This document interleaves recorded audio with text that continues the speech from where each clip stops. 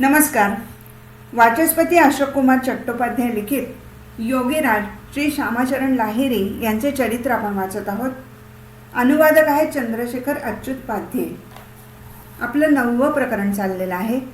आता त्याचा पुढचा भाग. जीव अनंत काळापूर्वी, केव्हापासून ते माहीत नाही, पण कोणत्या तरी अज्ञात कारणामुळे ब्रह्मापासून वेगळा होऊन, अर्थात आपल्या स्वरूपाला विसरून लाखो करोडो योनीमधून भ्रमण करू लागला.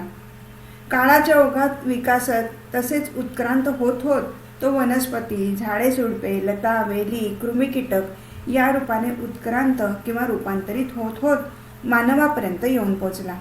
आणि अशा प्रकारे अनेक उन्नत स्तरांना पार करत करत तो आपल्या मूळ स्वरूप ब्रह्माकडे गतिशील होत राहिला आहे. त्याची इच्छा असो वा नसो, कालप्रभावानुसार विकास आणि उत्क्रांतीच्या माध्यमाने एक वेळ त्याला आपल्या उच्च स्थानाकडे किंवा मूळ स्थानाकडे मार्गक्रमण करत परतावेच लागणार आहे. हाच जीवाचा धर्म आहे. त्यासाठी त्याला 84 लक्ष योनीतून भ्रमण करावे लागते. साधारणतः 84 बोटे उंचीच्या मानवदेहापर्यंत पोचण्यासाठी 84 लक्ष योनीतून भ्रमण करावे लागते. आणि तेवढ्यानेच भागणार नाही, तर मानव रूपात जन्म घेऊनही त्याला आपल्या मानवी मेंदूला ब्रह्मज्ञानाच्या प्राप्तीकरता उपयुक्त आणि उपयोगी बनवण्यासाठी आणखी 10 लाख वर्षाच्या प्राकृतिक विकासाची, उत्क्रांतीची आवश्यकता आहे. म्हणूनच योगीराज म्हणत असत की क्रियायोग या प्राकृतिक विवर्तन किंवा परिवर्तनाची कालमर्यादा खूपच प्रमाणात कमी करण्यात सक्षम आहे. त्यांनी त्याचे स्पष्ट विवरण देताना लिहून ठेवले आहे की केवळ 8 तासाच्या क्रियायोग साधनेने माणसाच्या मेंदूचा विकास प्राकृतिक 1000 वर्षाच्या विकासा एवढा असतो. जे एखादी गोष्ट मिळावी म्हणून प्रयत्न किंवा साधना करतात त्यांनाच साधक म्हणतात. आणि जे ती गोष्ट मिळवून त्याच्याबरोबर एकाकार झाले आहेत, तादात्म्य स्थापन करून त्याच्यातच लय झाले आहेत, अर्थात युक्ततम अवस्था प्राप्त केली आहे, तेच योगी आहेत. या युक्ततम प्राप्तीचे निमित्त जर नसेल तर त्याला साधक म्हणता येणार नाही. अर्थात साधक अवस्थेत पाहणे, ऐकणे या वृत्ती तर असणारच, कारण त्यावेळी त्याचे मन आणि इच्छा या कार्यरत असणारच. म्हणून योगीराजांनी लिहिले आहे, या अवस्थेत ब्रह्म आणि मी याच 2 सत्ता शेवटी विद्यमान असतील. अर्थात जो साधना करत आहे आणि ज्याची साधना करत आहे हे 2च शेवटी अस्तित्वात आहेत, वर्तमान आहेत. म्हणून योगीराजांनी लिहिले आहे, कालीचे चिंतन करता करता काली झालो. आता कालीचा बाबा किंवा पिता व्हायला हवे, म्हणजेच ब्रह्म. या वर्तमान शून्याच्या आत जे शून्य आहे ते, अर्थात या महाशून्यापासून पंचमहाभूतातील शेवटचे भूत म्हणजे जे वर्तमान शून्य आहे त्याची उत्पत्ती झालेली आहे. आत्मसूर्याला पाहता पाहता त्या महाशून्याची प्राप्ती होते. परंतु योगाचा त्याच्याशी काही संबंध नाही, कारण स्थिरत्वाचे नाव योग आहे. म्हणजे जो स्थिर झाला आहे तोच योगी आहे. योगी जेव्हा समाधिस्थ होतो, अर्थात क्रियेच्या परावस्थेला प्राप्त करतो, तेव्हा त्याच्यासाठी पाहणे, ऐकणे, प्राप्ती, अप्राप्ती काहीच नसते. म्हणून त्यांनी लिहिलेले आहे, बेमन म्हणजे निवृत्तीची अवस्था कशी असते हे मन जाणत नाही. परंतु जेव्हा जाणण्याचा प्रयत्न करते तेव्हा मनच राहत नाही, स्वतःच हरवलेले असते आणि जाणणे तसेच शिल्लक राहते. अशा प्रकारे जी क्रियेची परावस्था असते त्यात स्वयं ही स्थिती नसल्यामुळे कोणते कर्म नाही, कारण तेव्हा कर्म करणारच नाही, तर मग कर्म करणार कोण? परंतु साधकाच्या क्षेत्रात कर्ता मी आणि कारण क्रिया तसेच अधिकारण शरीर हे सर्व काही आहे. परंतु जे प्राप्त करायचे आहे अर्थात ब्रह्म तेच नाही आहे. परंतु योगाच्या क्रियेच्या परावस्थेत कर्माच्या अभावामुळे निष्क्रियता आहे, कारण या अवस्थेत सर्व गुण आकाशाशी युक्त झाल्यामुळे निष्क्रिय होतात. क्रियेच्या परावस्थेत स्वतःच्या नसण्याची जी अवस्था आहे ती काय अवस्था आहे हे जाणणे संभवत नाही. कारण जेव्हा जाणणारच नाही तर मग जाणून घेणार कोण? तर मग क्रिया का करता आहात? तर गुरूंनी सांगितले आहे म्हणून करतो आहे. परंतु त्याचा अंतिम परिणाम काय आहे ते अज्ञेय आहे, जाणता येत नाही. यावर एका भक्ताने जिज्ञासा प्रकट केली. सर्वजण काहीतरी मिळावे या आशेने कर्म करत असतात आणि क्रिया करण्याने जर काहीच प्राप्त होत नाही तर मग सर्वजण क्रिया का करतात? योगीराज म्हणाले, मूर्ख हेच करतात. अर्थात या अवस्थेत प्राप्ती अप्राप्ती लाभ हानी नाही. त्यावेळी तीनही गुण एक झाल्यामुळे गुणातीत अवस्था होते. गुणाच्या अव्यक्त होण्यामुळे धर्माचा अभाव, अर्थात तेव्हा धर्म अधर्म काही नाही. धर्म आणि कर्म नसल्याने त्यांचा दृष्टांत नाही. जसे पाण्याचा गुणधर्म ज्याच्यात आहे तेच पाणी आहे, पण तोच गुणधर्म नसल्यास पाणी नाही. क्रियेची परावस्था पण तशीच आहे.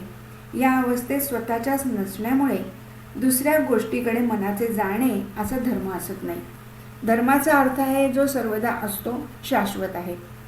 जसा प्राणीमात्राचा श्वास हाच धर्म आहे. हा धर्म गेल्यावर आत्म्यात स्थिर होतो. म्हणून योगीराजांनी लिहिले आहे, मनाला भरकटून देता कामा नये. मनाने मनाला बघितले पाहिजे. जर शरीर स्थिर नसेल तर डोळे कसे स्थिर राहतील. आज बाहेरचा श्वास बंद झाला, आता एखाद्या मतवाल्यासारखी मस्त मजा वाटते आहे. जे कोणी काहीतरी ग्रहण करतात किंवा बघतात त्यांना तत्त्वज्ञान प्राप्त होत नाही. कारण जर दोन नसतील तर काहीही ग्रहण करणे किंवा पाहणे शक्य नाही. क्रियेच्या परावस्थेत दोघांचे अस्तित्व नसल्याने कोणतीच गोष्ट नाही, फक्त मौन आहे. दुसरीकडे मन गुंतवणे याचेच नाव बंधन आहे. क्रियेच्या परावस्थेत या बंधनाच्या नसण्याने त्याचे नाव मुक्त आहे. या मुक्त अवस्थेत सतत स्थित राहून सर्व गोष्टींकडे अनासक्त भावाने बघत असल्यामुळे ते सर्वात ब्रह्माचे दर्शन करतात. या अवस्थेत धर्म अधर्म, इंद्रिय तसेच शरीर सर्वांचाच अभाव असतो. कारण अशा स्थितीत इंद्रियांसह मन आत्म्यात आणि आत्मा परमात्म्यात मिळून जातो. ह्या अवस्थेत मेघगर्जना देखील ऐकू येत नाही. क्रियेच्या परावस्थेत काहीही नाही आणि काहीही नसण्याची अवस्था ब्रह्म आहे. म्हणून क्रियेच्या परावस्थेत न राहणे मिथ्या आहे. या अवस्थेत दुजाभावाचे अस्तित्व नाही. दुजाभाव असेल तरच बघणे ऐकणे हे कार्य संपन्न होते. काहीतरी दिसत आहे याच्या उलट क्रियेच्या परावस्थेत कशाचाही आश्रय नाही किंवा आश्रित भाव नाही. कारण आश्रयहीन झाल्यावरची ही अवस्था आहे. 1,00,000 ब्रह्माणू संघटित किंवा स्थूल होताना मातीचा एक अणू अस्तित्वात येतो आणि ह्या स्थूल अणूच्या संयोगाने इतर द्रव्यांची निर्मिती होते आणि अशाच प्रकारच्या संयोगाने अवयवांचे सर्व अंश निर्माण होतात. जसे मातीच्या अणूंनी दगड वगैरेची रचना होते. अणूंचा परस्पर सहयोग आणि संयोग यामुळे सर्व स्थूल वस्तू किंवा पिंडांची सत्तात्मक स्थिती आहे. संयोगामुळेच वस्तू किंवा पिंडाची रचना होते. पण अस्थिरता किंवा अव्यवस्था यामुळे त्यांचे टिकून राहणे शक्य होत नाही. म्हणूनच त्या अनित्य आहेत. परंतु क्रियेच्या परावस्थेत ब्रह्मात स्थित राहण्यात कसलीच बाधा नसल्याने, एक होऊन राहिल्याने कशाचीच उत्पत्ती होत नाही. म्हणून ब्रह्मापासून वेगळ्या असलेल्या गोष्टीमध्ये मनाचं लय होऊ शकत नाही. परंतु सविकल्प समाधीमध्ये किंवा क्रियेच्या परावस्थेच्या पूर्वावस्थेमध्ये सर्व वस्तूंची जाणीव होत असल्याने ती क्रियेची परावस्था असू शकत नाही.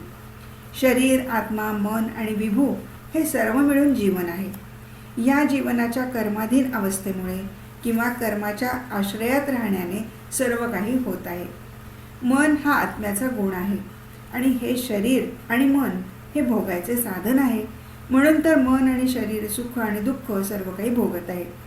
म्हणूनच योगीराजांनी म्हटले आहे, भांड्यातल्या पाण्याला ताकद नाही पण नदीतल्या पाण्याला आहे. श्वासाची गती जोपर्यंत बहिर्मुख आहे तोपर्यंत त्याच्यात कसलीही शक्ती नाही. कारण बहिर्मुखी श्वास देहरूपी गटात सीमाबद्ध आहे. परंतु अंतर्मुखी होऊन स्थिर होऊन अनंत शून्याबरोबर संबंध प्रस्थापित करून तो अनंत शक्ती संपन्न करतो. ह्या अवस्थेत पोहोचून त्यांनी वारंवार लिहिलेले आहे, बडा मजा सब अंग टूटने लगा. परंतु आत्म्यात प्रथम मनाचा संयोग आणि लय झाल्यावर पाहणे ऐकणे प्राप्त अप्राप्य असा प्रश्नच नाही. म्हणून त्यांनी 1871 साली 28 जुलैला लिहिले आहे, जे निर्मल शून्य पाहिले तेच ब्रह्म आहे. त्यातच मनाचा लय करायला हवा. जेव्हा 2 मिळतात तेव्हा 1 होतात. जेव्हा 2 राहत नाहीत ही जी अवस्था आहे तीच हमजद म्हणजे पुरुषोत्तम आहे. पुढे 30 जुलैला लिहिले आहे, निर्मल रूप में मन को लय करना चाहिए. त्यानंतर 26 ऑगस्टला लिहिले आहे, जे निर्मल शून्य पाहत आहे त्यात मिळून जाण्यालाच निर्विकल्प समाधी म्हणतात. ती अजून बाकी आहे. पुरुषोत्तमानंतर ब्रह्म आहे, त्यात लय होणे बाकी आहे. संपूर्ण रूपाने निष्काम न झाल्यास लय होणार नाही. त्यांनी पुन्हा लिहिले आहे, ते शून्य भवन खरे आहे, त्यात मिसळून टिकून अटकून राहायला हवे, त्यातच राहायला हवे, अर्थात एकाकार व्हायला हवे. 2 सप्टेंबरला लिहिले आहे, मन अजूनपर्यंत ती निर्मल ज्योत पाहत आहे, पण अजून त्यात लय झाला नाही. तिथे लय प्राप्तीनंतर जे निर्माण होते ते अजूनही झालेले नाही, म्हणून अजून पुढे जाऊन क्रमोन्नती किंवा क्रमाने घडणाऱ्या घटना याचे वर्णन करताना लिहितात, आता मी निर्मल ज्योतीत मिळून गेलो. कुटस्थात अनेक प्रकारचे घरदरवाजे पाहायला मिळाले, अर्थात षटचक्रांची अभिव्यक्ती झाली. या अवस्थेत जो ओंकार ध्वनी होतो त्यातच लय व्हायला हवे. त्याने अजून लिहिले आहे, प्रधान म्हणजे मुख्य दरवाजा उघडला. ज्याप्रमाणे नळाचे पाणी गंगेत मिळाल्यावर गंगाच होऊन जाते, त्याचप्रमाणे श्वास निर्मल शून्यात मिळून एकाकार होऊन जातो, अर्थात तो लय होतो. ती अवस्थाच ब्रह्म आहे आणि ते आदी ब्रह्म सत आहे. हे स्वतः भगवंताचे रूप धारण करते. आता फारच मजा आहे. तो जो श्वास येतो तो येतो कुठून? त्या महाशून्यामधून श्वास येतो आहे हे समजून आले. आणि त्यानंतर काही दिवसांनी लिहिले आहे, आज अभयपदाचे दर्शन प्राप्त झाले, म्हणजेच महास्थिर झालो, मोक्ष झाला. त्या शून्य घरात राहून सर्व काही बघतो आहे, सर्व काही करतो आहे. सर्व इंद्रिय त्या महाशून्यरूपी श्वासात मिसळून जात आहेत. अभयपद म्हणजे जेथे कोणतेही भय नाही, त्या महाशून्यात कुठल्याही अवलंबनाशिवाय राहणे हेच अभयपद आहे. परत त्यांनी लिहिले आहे, जिथे स्थिती झाल्यावर श्वास प्रश्वास यांचे येणे जाणे किंवा गती नाही, त्या आनंदरूपी घराला प्राप्त केले. त्यानंतर अंतिम किंवा चरमतत्वाबद्दल लिहिले आहे. या भवसंसारात परत येणे जाणे पण होणार नाही. त्या स्थिर घरात पोचल्यावर काय झाले या संबंधात त्यांनी लिहिले आहे, त्या स्थिर घरात मुक्काम केला. आता कायमचे टिकण्याचे किंवा अटकण्याचे ठिकाण मिळाले. त्यानंतर त्या ठिकाणी स्थित राहून ते या संसाराला कसे बघतात या संबंधात त्यांनी लिहून ठेवलेले आहे. हे सर्व जीवन मिथ्या आहे, वास्तविक काहीच नाही हे पाहिले. मेलेल्या शरीरावरचे कातडे आपल्या शरीरावरचे आहे आणि माझे आहे असे भ्रमाने मानतो आहे. तसेच हे जग किंवा संसार वाटतो आहे. आणि हे पण कळले की हे सर्व स्वप्नवत आहे. आता आणखी कोणत्या गोष्टीकडे पाहण्याची इच्छा होत नाही. ते फक्त योगीच होते असे म्हणणे योग्य नाही. ते स्वतः आपली ओळख एकांतात गुप्ततेने लिहिलेल्या डायऱ्यांच्या रूपाने आपल्या मागे ठेवून गेले आहेत. त्यांच्या हयातीत त्यांची खरी ओळख कुणालाच झालेली नव्हती, कारण प्रचार करणे हा त्यांचा स्वभावच नव्हता, त्यांना आवड नव्हती. ते दररोज साधनेच्या उपलब्धीबद्दल लिहित असत. त्यांनी 13 ऑगस्ट 1873ला लिहिले आहे, आज हम महापुरुष हुए. त्यानंतर 17 ऑगस्टला एका माणसाच्या चेहऱ्याचे चित्र रेखाटून त्याच्या शेजारी लिहिले आहे, महापुरुष हम है, सूर्य में ऐसा देखा हम ही ब्रह्म है. पुढे 18 ऑगस्टला लिहिले आहे, हमराई रूप से जगत प्रकाशित, अब बहु गाढ़ा प्राणायाम हुआ, हम ही एक पुरुष है और कोई नहीं. अर्थात माझ्याच रूपामधून या जगताची अभिव्यक्ती झाली आहे. आता अत्यंत गाढा प्राणायाम झाला, मीच एकमात्र पुरुष आहे, दुसरे कोणी नाही. 22 ऑगस्टला लिहिले आहे, मीच आदी पुरुष आहे. ताकद कमी असल्याने पोटात दुखत आहे. श्वास आता जास्त खोलवर प्रवेश करू शकला. आता माझ्यात चतुर्भुज नारायण होण्याची लक्षणे दिसू लागली. आता हे लक्षात आले की माझ्या या 2 हाताव्यतिरिक्त आणखी 2 अनंत शक्तिशाली निराकार हात निर्माण झाले आहेत. 25 ऑगस्टला सूर्याचे चित्र रेखाटून बाजूला लिहिले आहे, आत्मसूर्यरूपी नारायण भगवान जगदीश्वर जो सर्वव्यापी आहे तो मीच आहे. आत्मसूर्याच्या आतून निघणारी ज्योत पाहिली ती पण मीच आहे. माझे जे रूप आहे ते तेच निराकार रूप आहे. बुद्धीच्या आवाकाबाहेर जे बृहत कुटस्थ अनंत रूप आहे तेच भगवान आहे. ते अत्यंत निर्मल आहे. मीच तो अक्षर पुरुष आहे. अक्षर अर्थात जीवात्मा जेव्हा स्वतःला निर्गुण किंवा गुणातीत तसेच परमात्म्याशिवाय अभिन्न जाणून मानून त्याच्यात विलीन होऊन जातो तेव्हाच तो अक्षर या संज्ञेला प्राप्त होतो. आणखीही लिहिले आहे, जे कुटस्थ अक्षर अविनाशी आहे तेच आत्मसूर्यरूपी नारायण आहे, तेच मी आहे. ते सनातन कुटस्थ अक्षर मीच आहे. तो आत्मसूर्य मालक आहे, सर्वेसर्व आहे. हे आज अधिक सुस्पष्ट झाले. आता आणखीनच मजा आहे. ते बृहत कुटस्थच आत्मसूर्य आहे, मी तेच आहे. 23 ऑगस्टला लिहिले आहे, मी जर कुटस्थ स्वरूप आत्मसूर्य आहे तर मग मी जे बोलतो आहे तोच वेद आहे, अर्थात याला निश्चित रूपाने अपौरुषेय समजा. 24 ऑगस्टला लिहिले आहे, हम ही कृष्ण, अर्थात मीच कृष्ण आहे. 27 ऑगस्टला लिहिले आहे, जो पुरुष आदित्य में सो मैं हूँ, ब्रह्मरूप सूर्य का हमारा है, अर्थात आत्मसूर्यात जो आदिपुरुष आहे तो मीच आहे. त्या सूर्याच्या आत जे ब्रह्मरूप आहे ते माझ्यातूनच येत आहे.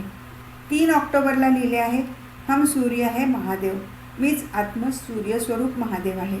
12 नोव्हेंबरला लिहिले आहे, हम ही महापुरुष पुरुषोत्तम, अर्थात मीच महापुरुष पुरुषोत्तम आहे. 8 जानेवारी 1874ला लिहिले आहे, सूर्य ही ब्रह्म, यही स्थिर घर पहुँचता है, अब स्थिर घर में गए उसी का नाम अमर घर है, अर्थात आत्मसूर्यच ब्रह्म आहे, तोच स्थिर घरात पोचतो. आज स्थिर घरात पोचलो, त्याचेच नाव अमर घर आहे. 29 जानेवारीला लिहिले आहे, आता फक्त निश्चित पडून राहावे असे वाटते. आता शून्याच्या आत जे महाशून्यरूपी शून्य ब्रह्म आहे, केवळ त्याला बघतो आहे. आता मी स्थिर घरात पोचलो आहे. आता शरीर हलके झाले असून हवा त्याला वर उचलत आहे असे वाटते. जसे हुक्का ओढताना हुक्क्याच्या भांड्यातले पाणी वर फेकून दिले तर भोकातून धूर सहज अलगदपणे वर येतो, साधारणतः त्याचप्रमाणे होत आहे. आता अगम्य घरात पोचलो, तिथून अजर घरात आणि नंतर अमर घरात पोचलो. आता आणखी काहीही नाही, केवळ सर्वे सर्वा मालिक म्हणजे महाशून्यरूपी ब्रह्म आहे. 2 मे रोजी आणखी लिहिले आहे, मीच ब्रह्मरूप, अर्थात मनरूपी शून्य, जे आत आहे तेच बाहेर आहे. मग मन बाहेरच्या कूटस्थ अक्षराला बघते आहे. मन ते पण लुप्त झाले, आता काहीच बघत नाही. आता केवळ महाशून्यरूपी ब्रह्म अर्थात शांतीपद हेच वर्तमान राहिले. अशा स्थितीत माझा मी पण सह कूटस्थ अक्षर सर्व काही ब्रह्म झाले. तेव्हा मनाचा महाशून्यरूपी ब्रह्मात विलय झाला. त्या अभयपदाला कशा प्रकारे प्राप्त करता येईल? योगीराजांनी 15 ऑगस्टला लिहिले आहे, गुरुशिवाय हे अभयपद प्राप्त करता येत नाही. शून्य भवनात स्थिर होऊन राहिले पाहिजे. स्थिरत्वाशिवाय तिथे प्रवेश करणे शक्य नाही. योगीराज स्वतः कधीही नाम जप किंवा मंत्र जप करत नसत, ना भक्तांना ते कसला जप करायला नाममंत्र देत असत. त्यांनी केव्हाही गंध, चंदन, भस्म अंगारा लावला नाही. ते अगदी साध्या वेशात राहत. ते ह्या सर्व स्थूल कर्म अथवा कसल्याही प्रकारच्या बाह्य अवडंबराच्या पक्षाचे नव्हते. ते स्वतः आत्मसाधना करत आणि शिष्यांना त्यांनी तीच प्रदान केली. त्यांचे म्हणणे होते की ते सर्व करून काही लाभ होत नाही, कारण त्यामुळे आत्मदर्शन होत नाही. मग जी गोष्ट आत्मदर्शन किंवा आत्मसाक्षात्कार करायला सक्षम नाही, तर ती करण्यासाठी वेळ वाया घालवण्याचे प्रयोजन काय? श्री महाभागवतात पण असेच सांगितले आहे. अज्ञानी लोक त्या आत्म्याची अवज्ञा किंवा उपेक्षा करून प्रतिमा पूजन वगैरे अवडंबर आचरतात. ती पूजा हे सोंग मात्र आहे. जे मूर्खपणाने माझी म्हणजे आत्म्याची उपेक्षा करून केवळ प्रतिमा पूजनातच मग्न आहेत, जसे भस्माचे हवन किंवा आहुती देण्यासारखे व्यर्थ कर्म करत आहेत. मी सर्व भूत पदार्थांमध्ये स्थित आहे हे न पाहता जाणून बुजून दुर्लक्ष करून नाना प्रकारची द्रव्ये आणि सामग्री वापरताना दुसऱ्या जीवांचा अपमान करून माझ्या मूर्तीची अर्चना करतात. त्यांच्या या अशा अर्चनाने मला मुळीच प्रसन्नता होत नाही. योगीराजांचे म्हणणे होते की मानवजन्म दुर्लभ आणि क्षणभंगूर आहे, तेव्हा अशी साधना केली पाहिजे की ह्याच जन्मात जन्ममृत्यूच्या बंधनातून मुक्ती मिळाली पाहिजे. त्यासाठी त्यांना कधी उपास किंवा स्थूल पूजा करताना पाहण्यात आलेले नाही. ते केवळ लोकशिक्षणाकरता वर्षातून 1 दिवस शिवरात्रीचा उपास करत. ते म्हणत की मी करत नाही म्हणून लोक पण करणार नाहीत. तसे पाहिले तर ते भावनाशून्य निरसयोगी नव्हते. ते तर प्रेम, दयाळूपणा यांचे मूर्तिमंत प्रतीक होते.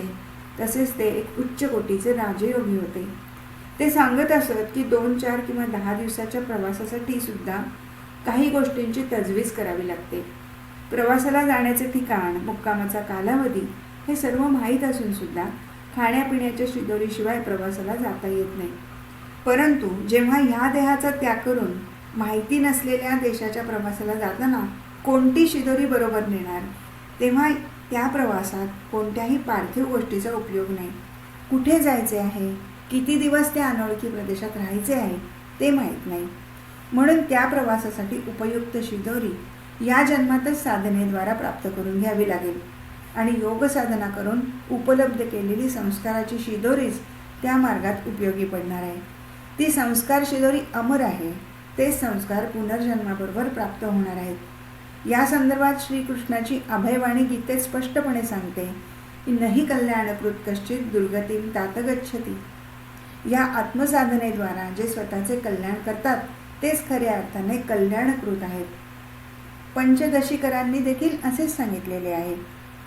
निर्गुण उपासक या लोकात असोत वा परलोकात असोत अथवा ब्रह्मलोकात असोत, ते निश्चित रूपाने परब्रह्माचे दर्शन प्राप्त करतात. त्यांची उपासना कधीही वाया जात नाही. योगीराज एक महान वीर साधक होते. आजचे काम उद्या करू अशा आळशी वृत्तीला त्यांच्या जीवनात स्थान नव्हते. संपूर्ण दिवस नोकरी केल्यावर ते संध्याकाळी विद्यार्थ्यांना शिकवत, त्याचबरोबर घराकडे पण बघत. शिवाय ते सामाजिक कार्यात पण सहभागी असत. रात्री 9 वाजेपर्यंत ते शिवभक्ताबरोबर तत्वचिंतन तसेच भगवत चर्चा करत असत. इतके व्यस्त असून देखील ते रोजच्या घटना रोजनिशीत लिहून ठेवत. दररोज ते अनेक भक्तांना स्वतः पत्रोत्तर लिहित. त्याशिवाय अनेक लोकांच्या अनेक समस्यांचे समाधान करावे लागेल. हे सर्व काही करून त्यांनी लोकांच्या नजरेआड इतकी साधना केली की त्यामुळे ते साधनेच्या सर्वोच्च शिखरावर आरूढ झाले. यावरून हे स्पष्ट होते की त्यांचे मनोबल किती उच्च असे शक्ती संपन्न होते. त्यांनी एका जागी लिहून ठेवलेले आहे, अब रात भर जागने को इरादा होता है. परत लिहिले आहे, रात में नींद कम आती है, बडा स्थिर बडा नेसा. या सर्वांवरून हेच दिसते.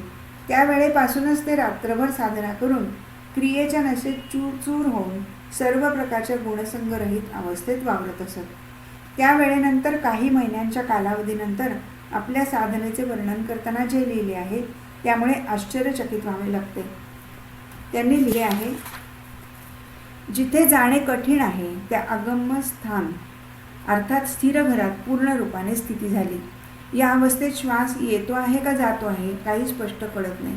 अर्थात केवळ कुंभक प्राप्त झाल्यावर इंद्रियांशी निगडीत सर्व गुण तसेच आसक्ती यांना पार केले आहे. वरून अथवा सहस्रातून उतरणाऱ्या ध्वनी तरंगामध्ये म्हणजे साऊंड करंट किंवा नामध्वनीमध्ये राधाजीचे दर्शन झाले.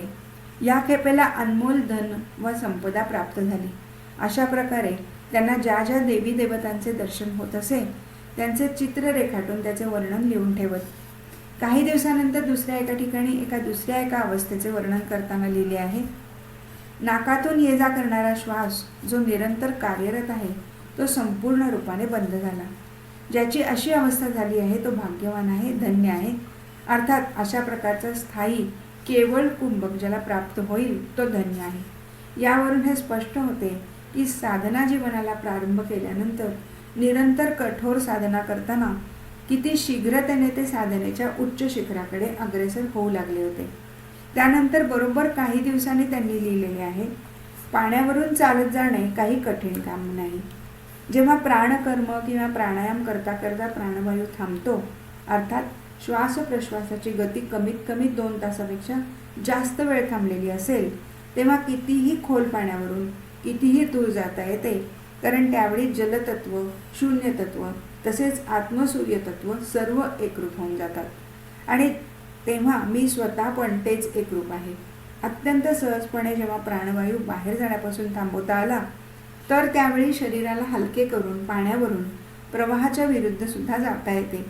जेव्हा केवळ कुंभक प्राप्त होते तेव्हाच ही अवस्था होते. इतिहास या गोष्टीचा साक्षीदार आहे की अशा कित्येक विश्ववरेण्य महायोग्यांनी आपल्या योग साधनेच्या सिद्धीच्या बळावर समुद्र किंवा नदीच्या पाण्यावरून चालत जाण्याची क्षमता प्राप्त केली होती. यामध्ये मुख्यत्वे करून येशू ख्रिस्त आणि तैलंग्य स्वामी आदी उल्लेखनीय आहेत. परंतु एक गृहस्थी योगी आहोत याची जाणीव ठेवून त्यांनी आपल्या सिद्धी प्राप्तींना कधी प्रदर्शनाचा विषय बनवले नाही. या संबंधात ते स्वतःला एवढे गुप्त आणि संयमित ठेवत की योग मार्गातील इतक्या उच्च अवस्था प्राप्तीनंतर देखील त्यांनी त्याला कुणासमोर प्रकट केले नाही. योग मार्गाच्या या अवस्थेच्या बाबतीत महर्षी पातंजली म्हणतात, कंठात स्थिर असलेल्या उदान वायूवर विजय प्राप्त करून अथवा नियंत्रण करून ऊर्ध्वास्थित वायूचा रोध झाल्यामुळे निम्नस्थ सर्व वायूंचा रोध होतो. त्यामुळे शरीर हलके झाल्यावर पाणी, चिखल, काटे वगैरेचा स्पर्श जाणवत नाही. त्यावेळी या सर्वांच्या वरून सहजपणे चालता येते. शरीर आणि आकाश यांचा जो संबंध आहे, अर्थात जे तत्व गुण त्यांच्यावर संयम करण्याने, अर्थात मूलाधारापासून कंठापर्यंत वायुरोध झाल्यामुळे शरीर कापसासारखे हलके होऊन जाते आणि आकाशात चालण्याची शक्ती प्राप्त होते, अशा लोकांनाच तत्वज्ञ किंवा तत्ववेत्ता म्हटलेले आहे. योगीराज फक्त साधनेद्वारा उपलब्ध अनुभवच नव्हे, तर दैनंदिन घडणाऱ्या जवळजवळ सर्व घटना पण निष्कपट मनाने डायरीत लिहून ठेवत असत. त्या डायऱ्या अत्यंत गुप्त ठेवलेल्या होत्या. त्यांच्या हयातीत त्या बघण्याचा अधिकार कोणालाही नव्हता. परंतु योगीराजांचा सुसंस्कृतपणाचा परिचय त्यांच्या साधनजन्य अथवा साधनालब्ध अनुभवांचा डायरीमधील लिखाणावरून आपल्याला होतो. अशा प्रकारचा सत्प्रयास इतर कोण्या महात्म्यांनी केला असण्याची माहिती नाही. परंतु योगीराजांच्या या डायऱ्या विश्ववाङ्मयातील एक अमूल्य संपदा आहे. योगीराज किती साधे, सरळ आणि निष्कपट होते हे त्यांच्या पुढील एका वाक्यावरून स्पष्ट होते. साधनेच्या सुरुवातीच्या काळामध्ये त्यांनी लिहून ठेवले आहे, आज काम मुझे आक्रमण क्रिया. कधी लिहिले आहे, काम प्रबल हुआ अब संभालना चाहिए. मग लिहिले, आज काम से चित्त चंचल हुआ, काम बड़ा जोर किया. पुढे लिहितात, कामदेव फिर जगा और नींद बहुत घेरा और भूक बड़ा लगा. निष्कपट आणि निश्चल व्यक्तीच अशा गोष्टी डायरीमध्ये लिहू शकतात. कारण असे लिहिण्याच्या अगोदर विचार करावा लागेल की आपल्या पश्चात हे सर्व आपले वंशज वाचणार आहेत. यासाठी सर्वजण अशा गोष्टींचा उल्लेख टाळतात. परंतु योगीराजांच्या डायऱ्या पाहिल्यावर हे स्पष्ट होते की जीवनातील कुठलीही गोष्ट लपवून न ठेवता त्या लिहून ठेवणे त्यांना फार महत्त्वाचे वाटले. आणि जे काही साधनेद्वारा प्राप्त झाले होते ते सर्व निष्कपटपणे, निस्संकोचपणे, निश्चंक चित्ताने डायरीत लिहून ठेवले. यावरून हे स्पष्ट होते की कितीतरी कठोर साधना केल्यानंतर ते एका अनासक्त कामजयी महायोगाच्या रूपात परिणत झाले आहेत. आज इथेच थांबू. हरिओम तत्सत.